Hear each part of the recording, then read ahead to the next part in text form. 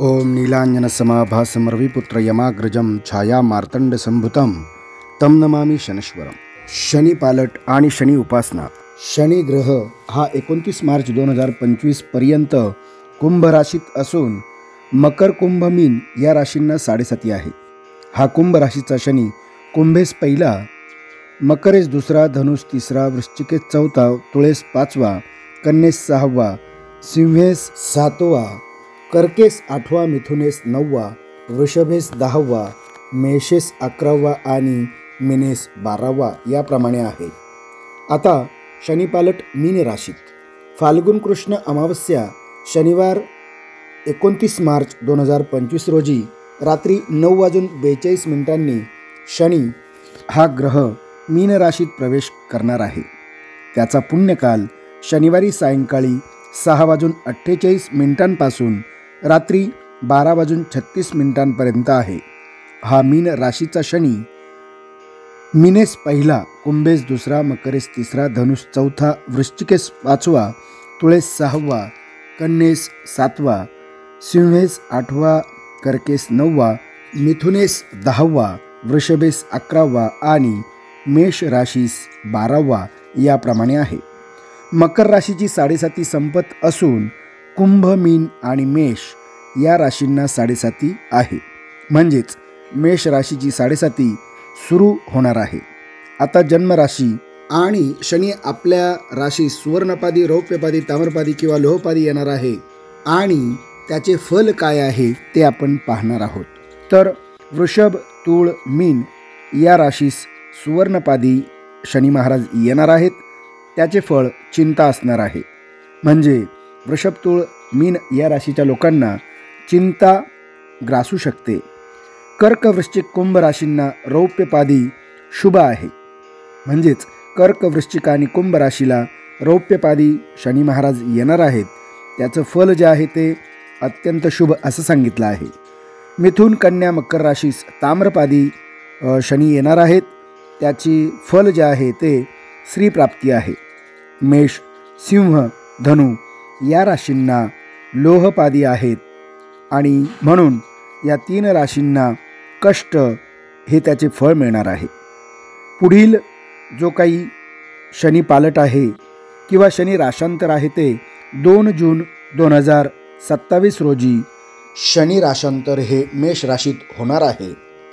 आता मेष, सिंह आणि धनु राशीस लोहपादी कष्ट जर शनी महाराज देणार असतील तर त्या 3 राशींनी शनी उपासना करायची आहे। त्यामध्ये शनीची दान जे आहे ते आपण दान देऊ शकतो। त्यामध्ये सुवर्ण, लोखंड, नीलमणी, उडीद, म्हैस, तेल, काळे घोंगडे, काळी अगर, निळी फुले। शनी महाराजांची जपसंख्या जी आहे ती 23,000 सांगितलेली आहे। नीलांजनं समाभासं रविपुत्र यमाग्रजं छाया मार्तंड संभूतं तं नमामि शनैश्वरम। या मंत्राचा आपण यथाशक्ती जप करू शकता। आता शनी दानाचा जो काही श्लोक आहे तो पुढील प्रमाणे। शनैश्चर प्रीतिकरम दानं पीडा निवारकम सर्वापत्ती विनाशाय द्विजाग्र्याय ददाम्यहम। आता शनी स्तोत्र पाहणार आहोत। कोणस्त पिंगलो बभ्रौ कृष्णौ रौदौं तको यमः सौरिः शनैश्चरो मंद पिप्पलादेन संस्थितः। एतानि दशनामानि प्रातरुत्थाय पठेत् शनैश्चर कृता पीडा न कदाचित् भविष्यति। पिप्पलाद उवाच नमस्ते कोन संस्थाय पिंगलाय नमोस्तुते। नमस्ते बभ्रुरूपाय कृष्णाय च नमोस्तुते। नमस्ते रौद्रदेहाय नमस्ते शान्तकाय च। नमस्ते यमसंज्ञाय नमस्ते सौरये विभो। नमस्ते मंदसंज्ञाय शनैश्चर नमोस्तुते। प्रसादं कुरु देवेश दीनस्य प्रणतस्य च। हे स्तोत्र नित्य प्रातःकाळी पठन करावे। ज्यांना साडेसाती आहे त्यांनी शनिस्तोत्र रोज म्हणावे। शनीच्या उद्देशाने जप, दान, पूजा ही अवश्य करावी। पीडा परिहारार्थ शनिवारी अभ्यंग स्नान करून नित्य शनिस्तोत्र पठन करावे। शनी चालीसा, शनी महिम्न स्तोत्र, त्याचबरोबर शनी चालीसा, हनुमान चालीसा यांचे पठन करावे। आपल्याला श्रवण करण्यासाठी मी शनी महिम्नाची लिंक माझ्या या व्हिडिओ डिस्क्रिप्शनमध्ये दिलेली आहे. आपण ती जाऊन त्या ठिकाणी क्लिक करावे आणि ते श्रवण करावे. शनिवारी शनीचे दर्शन घेऊन उडीद व मीठ शनीस अर्पण करावे. तैलाभिषेक करावा. काळी फुले वाहिल्याने पिढेचा परिहार होईल.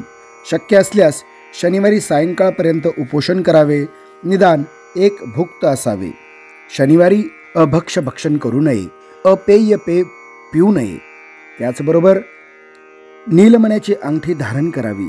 मंडळी, आज आपण शनी पालट आणि शनी उपासना ही कशी करावी याविषयी संपूर्ण माहिती घेतलेली आहे. पुढील नवीन माहितीसह पुन्हा भेटू. तोपर्यंत शुभम भवतु.